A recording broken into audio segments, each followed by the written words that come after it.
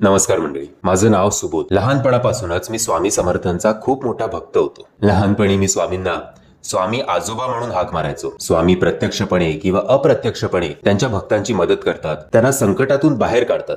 मला आठवतंय की ज्या दिवशी गणिताचा पेपर असायचा किंवा ज्या दिवशी रिझल्ट लागणार असेल त्या दिवशी मी स्वामी आजोबांचा जप करीत असे आणि त्यांना सांगत असे की स्वामी आजोबा प्लीज मला या पेपरमध्ये पास करा, आणि जर नापास केलं तर आई बाबांना समजवण्याची जबाबदारी तुमची. असो, माझं आणि स्वामी आजोबांचं असंच नातं होतं. 2015 साली माझं लग्न झालं. 2016 साली मला एक मुलगी सुद्धा झाली. मला ॲक्सेंचर सारख्या मोठ्या कंपनीमध्ये नोकरी सुद्धा मिळाली. सगळं काही व्यवस्थित चाललं होतं. पण पॅन्डेमिक नंतर मला ॲक्सेंचर या कंपनीमधनं काढण्यात आलं. आता संसाराची एवढी मोठी जबाबदारी माझ्यावर होती, त्यामुळे नुसतं घरी बसून चालणार नव्हतं. मी पुन्हा एकदा स्वामींना हाक मारली, स्वामी आजोबा मला या संकटातून बाहेर काढा. माझ्यावर माझ्या पत्नीची, माझ्या मुलीची, माझ्या आईची आणि माझ्या बाबांची जबाबदारी आहे. दुसरं काही काम मिळत नव्हतं म्हणून उबरमध्ये मी टॅक्सी चालवायला सुरुवात केली. मंडे टू फ्रायडे मी दिवसा टॅक्सी चालवायचो आणि मोस्टली सॅटर्डे आणि संडेला मी नाईट शिफ्ट करायचो. कारण वीकेंड असल्यामुळे सॅटर्डे संडेला किंवा फ्रायडेला सुद्धा नाईट शिफ्ट केल्यानंतर चांगले राईड्स मिळत होते आणि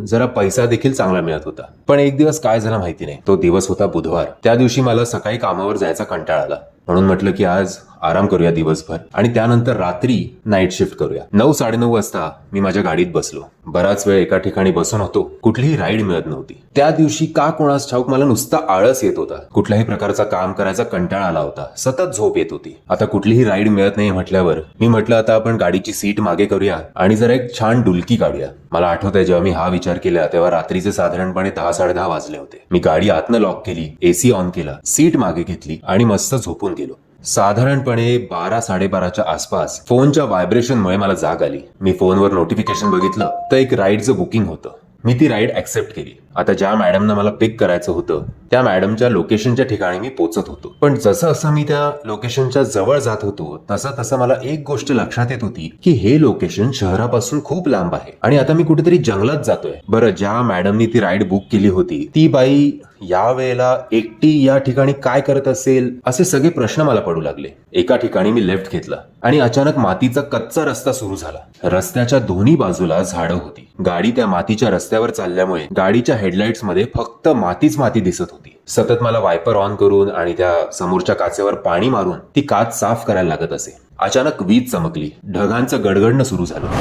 बरं, महिना होता जानेवारीचा. मी म्हटलं जानेवारीमध्ये कुठला पाऊस? एक तर या स्त्रीचं लोकेशन कुठे आहे हे मला कळेना. त्यात इतक्या घाणेरड्या रस्त्यावर आपण गाडी चालवतोय. त्यात आता पाऊस सुरू झाल्यामुळे अख्ख्या रस्त्यावर चिखल झाला होता. गाडीचे वायपर जोरजोरात फिरत होते. पाऊस इतक्या जोरात पडत होता की मला समोरचं काही दिसत नव्हतं. मी माझ्या गाडीचे वायपर फुल स्पीडवर चालू ठेवले होते आणि साइड बाय साइड तो रस्ता बघून आणि एकंदरीत वातावरण बघून मला हा प्रश्न सतत त्रास देत होता की ही बाई या लोकेशनवर काय करते. मी कसा बसा त्या लोकेशनवर पोहोचलो. मी त्या मॅडमना कॉल केला. मॅडमना सांगितलं की मॅडम मी या लोकेशनवर पोहोचलोय, तुम्ही कुठे आहात? तुम्ही मला कुठेही दिसत नाही. बरं, तो रस्ता असा होता की आजूबाजूला कुठलंही लँडमार्क नव्हतं की जेणेकरून मी तिला सांगू शकेन की मी अमुक अमुक दुकानासमोर आहे किंवा बँकेसमोर आहे. काहीही नाही. त्या बाईनी मला समोरून उत्तर दिलं की अजून 5 मिनिटं सरळ गाडी चालवत या, मी तुम्हाला वाटेतच दिसीन. आता माझ्याकडे दुसरा कुठलाच पर्याय नव्हता. किंबहुना माझ्या डोक्यात असे विचार चालले होते की एकदाच या बाईला तिच्या डेस्टिनेशनवर ड्रॉप करतो आणि मग परत मी माझ्या नेहमीच्या रस्त्यावर कधी लागतोय. कारण या रस्त्याबद्दल, त्या बाईबद्दल, त्या लोकेशनबद्दल मला असं काही चांगली फिलिंग येत नव्हती. पण म्हटलं आता आपलं काम आहे, कदाचित ही बाई कुठल्या तरी संकटात असेल, आपण आत्ता ही राईड कॅन्सल करणं काही योग्य नाही. ती बाई बोलते ना 5 मिनिटावर मी आहे, तर आपण जाऊया तिकडे. मी गाडी पुन्हा एकदा स्टार्ट केली. गाडी सरळ सरळ जात होती. वायपर फुल स्पीडवर चालू होता आणि तेवढ्यात गाडी समोर ही स्त्री येऊन उभी राहिली. मी जोरात ब्रेक मारला. मला काही कळेना की ही स्त्री अचानक या गाडीसमोर कुठे आली. मला वाटलं की माझ्या गाडीचा धक्का तिला लागला असेल. त्या भर पावसात मी खाली उतरून तिला विचारलं, मॅडम ठीक आहात का तुम्ही? तुम्हाला लागलं तर नाही ना? तिने मला कुठलंही उत्तर दिलं नाही. ती फक्त एकटक माझ्याकडे बघत होती. ती गाडीच्या मागच्या सीटवर येऊन बसली. मी गाडी पुन्हा स्टार्ट केली. जे लोकेशन या बाईने टाकलं होतं, म्हणजे ज्या डेस्टिनेशनवर मला हिला सोडायचं होतं, ते लोकेशन सुद्धा पुन्हा जंगलातच होतं. बरं, आजूबाजूला कुठल्याही प्रकारची मानवी वस्तीच नव्हती. माझ्या डोक्यात अनेक प्रश्न घुमत होते. कोण आहे ही स्त्री? ही या जंगलात काय करते आणि ही जंगलात अशी एकटी कशी राहते? बरेच वेळा रेअर व्ह्यू मिरर मध्ये बघितल्यानंतर माझ्या असं लक्षात आलं की ही स्त्री एकटक माझ्याकडे बघत बसली आहे. मला खूप भीती वाटत होती. या स्त्रीबद्दल मला चांगली फिलिंग येत नव्हती. पण माहिती नाही का, मला असं वाटलं की एकदा हिला घरी सोडल्यावर मी परत त्या हायवेवर कधी लागतो. त्या मॅडमनी सिलेक्ट केलेलं लोकेशन आलं. जुना बंगला होता. त्या बंगल्याची कौलं पण पडली होती. तोडकं मोडकं गेट होतं. साधारणपणे तो बंगला 1 मजली होता. मी त्या मॅडमना ड्रॉप केला. मी मॅडमना सांगितलं, मॅडम तुमचं लोकेशन आलंय. बस एवढाच काय तो आवाज अख्ख्या प्रवासात मी त्या स्त्रीचा ऐकला होता. ती गाडीतून उतरली आणि गाडीतून उतरल्यावर माझ्याकडे बघत बघत ती त्या बंगल्यात शिरत होती. तिची ती नजर मी आयुष्यात कधीही विसरू शकत नाही. मी गाडी रिव्हर्स घेतली आणि कधी एकदा मी हायवेला लागतो. पण जेव्हा मी गाडी चालवत होतो तेव्हा मला काहीतरी मागणं आवाज येत होता. मी म्हटलं हा आवाज कुठनं येतोय.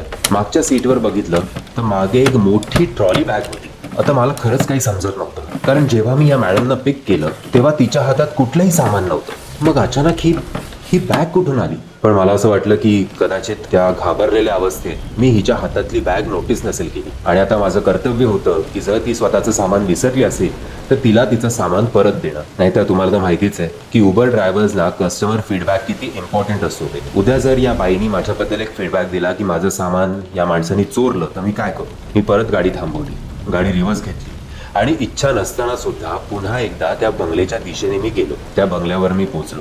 पाऊस वाढतच चालला होता. त्या मॅडमची मी बॅग घेतली, बंगल्याचा गेट क्रॉस केला आणि दरवाजापाशी येऊन पोहोचलो. दरवाजा नॉक केला तर आतून कुठल्याही प्रकारचा काहीच रिस्पॉन्स येत नव्हता. मॅडम मॅडम कोणी आहे का.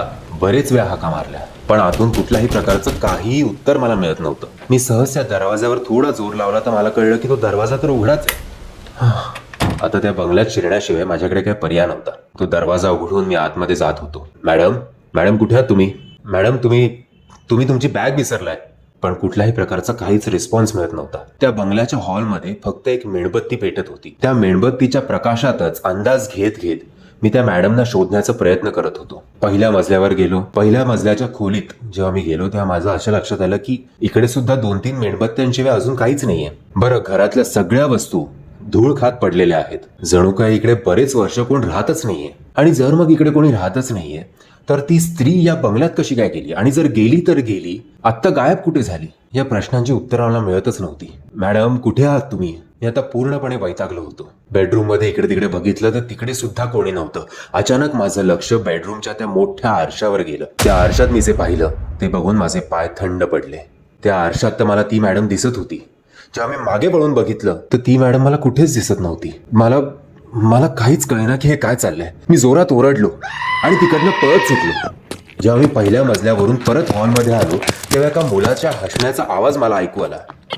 परत मागे वळून बघितलं तर मागे कोणीही नव्हतं. मी माझ्या गाडीकडे धावत सुटलो. गाडीत बसलो, गाडी लॉक केली आणि माझ्या डोक्यात एक विचार आला. मी म्हटलं आपण या बंगल्याचा एक फोटो काढायला हवा की जेणेकरून मला माझ्या इतर उबरवाल्या मित्रांना सांगता येईल की या लोकेशनवर चुकूनही येऊ नका. हे लोकेशन चांगलं नाहीये. मी फोटो काढला.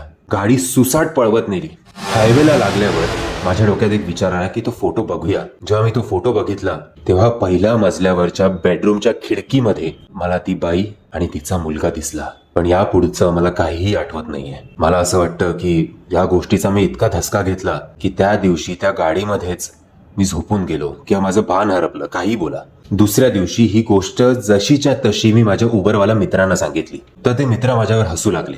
मी त्यांना म्हटलं की जर तुम्हाला माझ्यावर विश्वास बसत नाहीये तर माझ्याबरोबर चला आणि बघा ते लोकेशन. त्या मित्रांना माझी भंकस करायचीच होती. ते माझ्याबरोबर आले.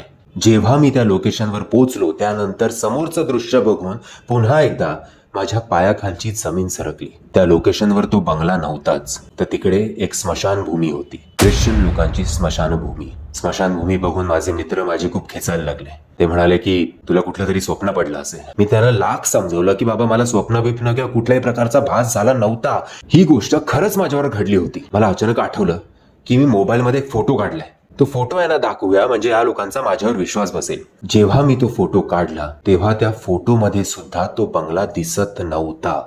त्या फोटोमध्ये तीच स्मशानभूमी होती आणि त्या फोटोमध्ये लांब कोणीतरी उभं असलेलं मला दिसत होतं. जेव्हा मी तो फोटो झूम केला तेव्हा माझ्या असं लक्षात आलं की त्या फोटोमध्ये ती बाई किंवा तिचा मुलगा नाही तर माझे स्वामी आजोबा उभे आहेत.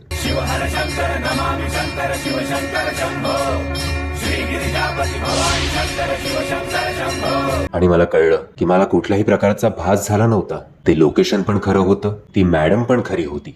तो मुलगा सुद्धा खराच होता. माझ्यावर कदाचित एक खूप मोठं संकट काल येणार होतं, पण माझ्या पाठीशी माझे स्वामी आजोबा होते. जर तुम्हाला आठवत असेल की जेव्हा या मॅडमने राईड बुक केली होती तेव्हा रात्रीचे 12-12:30 वाजले होते, म्हणजेच गुरुवार हा दिवस सुरू झाला होता. पण या सगळ्या गोष्टींचा जेव्हा आज पुन्हा एकदा मी विचार करतो तेव्हा मला असं वाटतं की त्या दिवशी जरी गुरुवार नसता आणि शुक्रवार असता, शनिवार असता, रविवार असता, कुठलाही वार असता, तरी स्वामींनी मला या संकटातून बाहेर काढलंच असतं. कारण माझे स्वामी आजोबा नेहमी म्हणतात की भिऊ नकोस, मी तुझ्या पाठीशी आहे.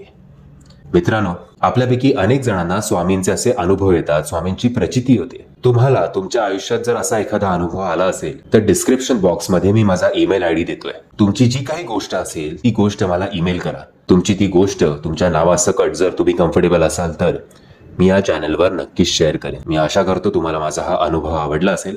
जर तुम्हाला हा अनुभव आवडला असेल तर प्लीज या व्हिडिओला लाईक, शेअर आणि चॅनलला सबस्क्राईब करायला विसरू नका. श्री स्वामी समर्थ. दिगंबरा दिगंबरा श्रीपाद वल्लभ दिगंबरा.